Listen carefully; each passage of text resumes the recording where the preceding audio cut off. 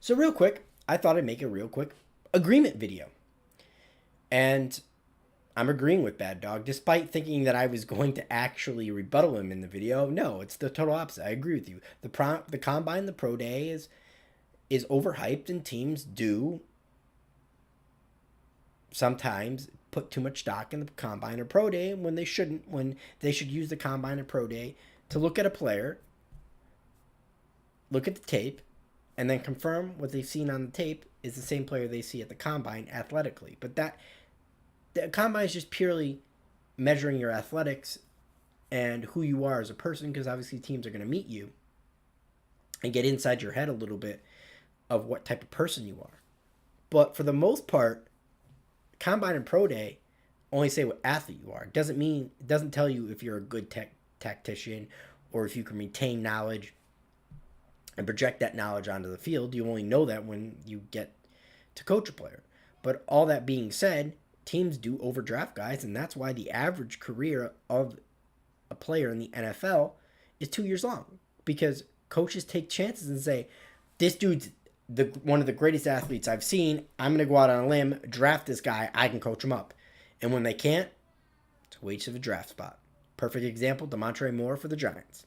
Superior athlete, not that great of a tactician. Didn't seem to really retain the defense or retain the knowledge given to him. Eventually, went from team to team to team and then fell out of the NFL. Now I think he was recently signed, maybe by the Bengals or somebody, I don't remember. But went to the AAF, showed a little bit more flashes, and he has another shot in the NFL. So good for him.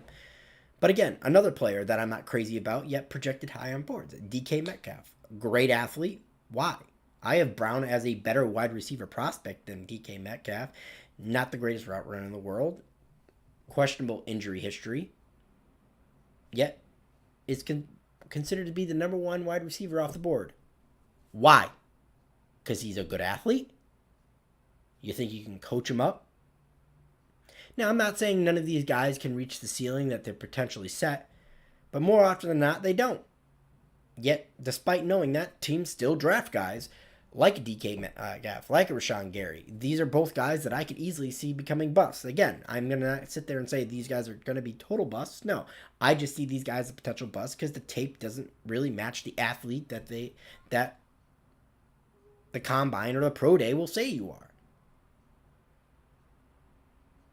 And I would love to stay as far as away from these players when it comes to the draft, because I believe you're taking a chance. And to me, I like the more surefire thing. So when I look at somebody like an Ed Oliver, and no, not everybody's a surefire thing, but I look at an Ed Oliver, when I look at a Quinnen Williams,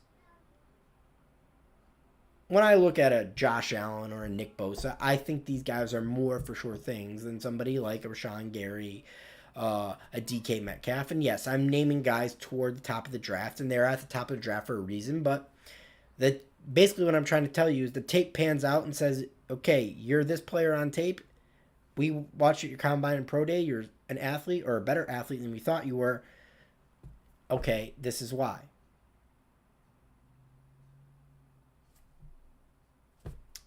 And really, that's all I have to really say. When it comes to players, they're largely overdrafted when it comes to their pro days and their combines. And teams should not make that mistake, but they consistently do. I don't know about you guys, but I draw off of life experiences. And for all of you who don't know me, I am an electrician. And I can tell you right now, when I work with an apprentice electrician, I can tell you right now if he's going to make it or not make it within the first 20 minutes. Why? Can he retain knowledge?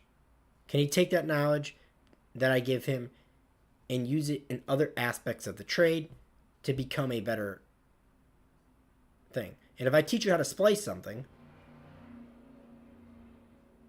and then you go and splice that same box and you come back and have questions,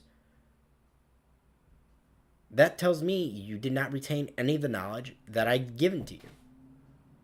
Now, if you have a slight question, okay, but if you're questioning me on every step that you're taking to complete your task, that tells me you don't retain knowledge well. And if you don't retain knowledge well and you can't project that knowledge onto the task that you're doing, same thing in football. You won't be a good player. You won't be a good worker. You won't be a good electrician. Either way, guys, what are your thoughts? This has been One Giant Rebuttal. Please like and subscribe. Like always, I'll be leaving a link to Baddog's video in the description. And go Big Blue!